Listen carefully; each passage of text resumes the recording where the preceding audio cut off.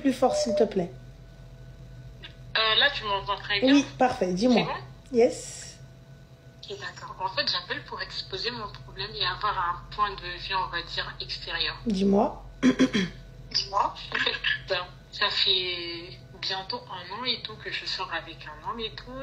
Au début de la relation et tout, il m'avait dit que voilà et tout, il est entre parenthèses en couple et que pour lui, il n'y avait plus rien et tout dans la relation. C'est juste que les deux familles étaient mêlées, mais sinon, lui, il ne se sent plus dans la relation. De plus, la femme en question vivait dans un autre pays. Par rapport à ça, je me suis dit, ok, vu qu'il a été honnête avec moi et tout, donc pourquoi pas tenter ma chance. Donc il te dit qu'il est avec quelqu'un, mais que cette femme-là vit dans un autre pays. Oui, en gros, il m'a expliqué que pour lui, ils n'étaient plus ensemble. Il avait plus de sentiments, mais c'est juste comme la famille est un peu mêlée dans la relation. C'est pour ça qu'il ne peut pas vraiment la quitter officiellement. Et toi, tu l'as cru? Moi, je me suis dit, ok, parce qu'il pouvait tout à fait me mentir en me disant, oui, je ne suis pas en couple et tout, je suis célibataire. Et échanger avec elle sans que je ne le sache. Donc, je me suis dit, vu qu'il a été honnête avec moi sur ça, vas-y, je vais accepter. Au début et tout de la relation, tout allait bien et tout. On va dire au début de la relation, très vite, on va dire, même pas 6 mois après et tout, après la relation, je suis tombée enceinte. Il m'a dit, ouais, et tout, c'est pas le bon moment, je t'avais expliqué par rapport à l'autre, les liens et tout ne sont pas encore dénoués et tout. Donc, je peux pas me permettre ça en ce moment. Je dis, ok, il n'y a pas de souci. Je suis partie et tout, j'ai fait un IVG. On a continué notre relation et tout, dans tout ça, tranquillement. 5 mois après, non, 2 mois après ça et tout, je suis retombée enceinte une seconde fois. Et là, quand je suis retombée enceinte et tout, j'étais pas seule vraiment chez moi. Du coup, ma famille a un peu capté la situation et tout. Là, j'ai dû expliquer parce que chez moi, l'IVG, ça ne suffit pas et tout. J'ai dû un peu expliquer. Même par rapport à ça encore, je l'ai mis encore au courant. Il m'a dit, ouais et tout, non, tu comprends la situation, vas-y, c'est la dernière fois. Après, j'essaye vraiment, en ce moment, j'essaye vraiment de régler la situation. D'ici 2-3 mois et tout, ce sera réglé. Mais si je règle ça et que toi, je vais te présenter à ma famille en étant enceinte et tout, ils vont dire que c'est à cause de toi si j'ai quitté l'autre. Et tu l'as cru, bien évidemment. Je l'ai cru, bien sûr. Ben oui. Ensuite, j'ai encore avorté encore une deuxième fois. Et vas-y, j'ai fait croire à ma famille et tout que j'ai fait une fausse couche et tout. J'ai inventé plein de trucs. J'ai inventé plein de choses et tout, mais sauf qu'il y avait une cousine à moi qui était au courant de la situation. Et au jour d'aujourd'hui encore, je suis de nouveau enceinte. Et le gars, il me dit, c'est compliqué. Et au jour d'aujourd'hui, vu que ma famille fait que je suis de nouveau enceinte et tout, ma cousine, elle m'a balancé, elle a dit que ouais et tout, elle m'a balancé, elle a dit que ça fait 2 fois et tout qu'elle avorte du gars et tout, c'est pas quelqu'un de bien. Et au jour d'aujourd'hui, moi je me retrouve seule dans la situation, reniée par toute ma famille, plus personne ne me parle, je suis seule, limite, j'ai été mise à la porte, mes parents m'ont dit ça a 2 semaines pour partir. J'ai dit ok, et par la suite, j'apprends que le gars, il s'est fiancé. Non. Non. Si. Tu mens. Sérieux?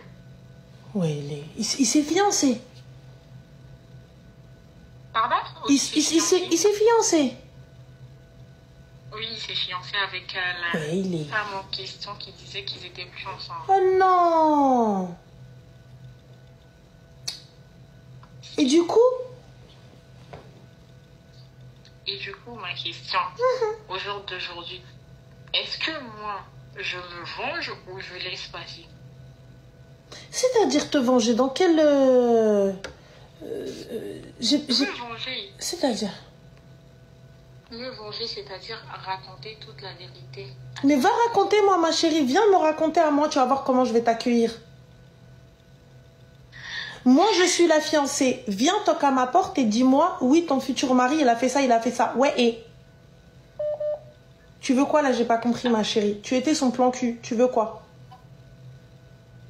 C'est pas plan cul, c'est pas... Ah non, ma chérie, tu étais son plan cul. Tu es la non officielle. Smehli. L'officiel, c'est moi. L'officiel, c'est moi à qui il est venu demander la main. L'officiel, c'est moi à qui il est venu faire le mariage. L'officiel, c'est moi qui va doter. Enfin, toi, t'es la fille de l'ombre. Donc, s'il te plaît, éteins la lumière et reste dans l'ombre. Ça s'appelle un plan cul. Dans sa famille aussi... Oui, mais après, dans sa famille aussi, ce qu'il a fait, ça ne se fait pas aussi. Ma chérie, ça se fait. Tout le monde l'a soutenu. Personne ne veut de toi.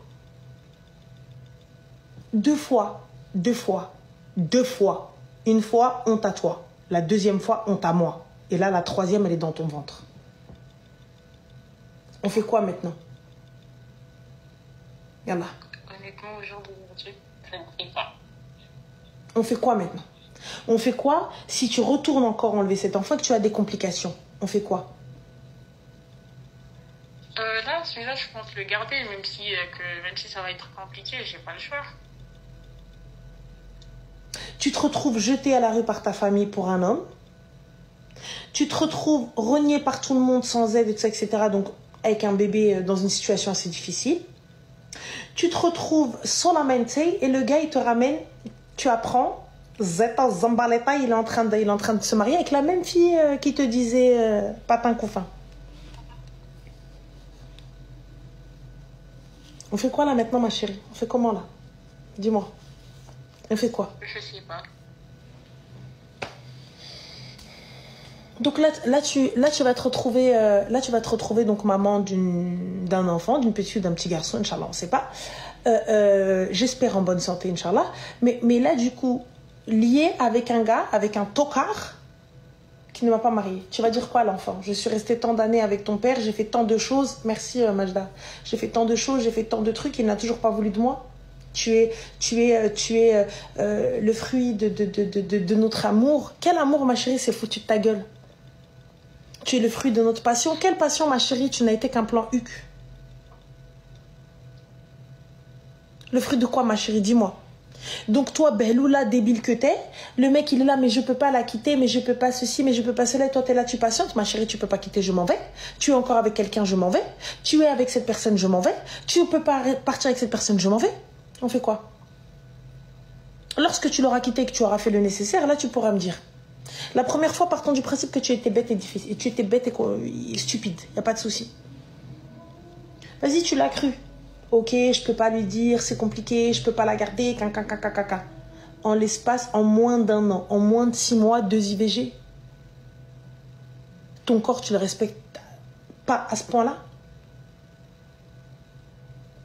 Les gars, l'IVG est propre à chacun. L'IVG est propre à chacun. Vous faites ce que vous voulez de votre corps. Vous êtes décisionnaire de ça. C'est-à-dire que pour les personnes, croyantes ou non, pour les croyants, c'est entre toi et Dieu. C'est toi et ton Seigneur. Fin de l'histoire. Pour les personnes qui sont non croyantes, etc., c'est entre vous et vous-même. Fin de l'histoire. C'est vous qui prenez cette décision. Mais là, on arrive à un stade où même une personne sensée, en moins de 6 mois, 2 IVG dans ton corps, je ne suis pas médecin, mais je suppose que c'est pas bon. Ma chérie, si tu es fertile, il y a des contraceptions. Les 2 fois, j'étais sur... non, la première fois, j'étais sur patch. Et la deuxième fois, j'étais sur stérilet. Mais ma chérie, est-ce que les médecins t'ont dit à un moment que c'était sûr à 100%? Qu'est-ce qui est sûr à 100%? Dis-moi. Actuellement, on va dire que c'est des préservatifs. Bien. Donc, puisque le patch, il est sûr à 100%? Non. L'IVG, le stérilet, il est sûr à 100%? La pilule, elle est sûre à 100%? Non. Et ma chérie, excuse-moi, moi je suis là avec un gars qui me claque les seufs. Dis-moi, il t'a acheté une maison? Il t'a offert un appart? Il t'a payé quelque chose? Habiba, il t'a mis du dheb dans tes mains, il t'a mis de l'or comme ça, quand t'arrives, tes mains, t'arrives pas à les soulever? Tellement il y a de bracelets? Pas du tout. Bah alors, ma chérie, pourquoi je supporte ça alors, Anna? Pourquoi je supporte un al-Qarina al-Kahla pour ça alors? Pourquoi? C'est juste qu'au début, je me suis dit que vu qu'il a été honnête avec moi... Donc, mais il n'est pas honnête, ma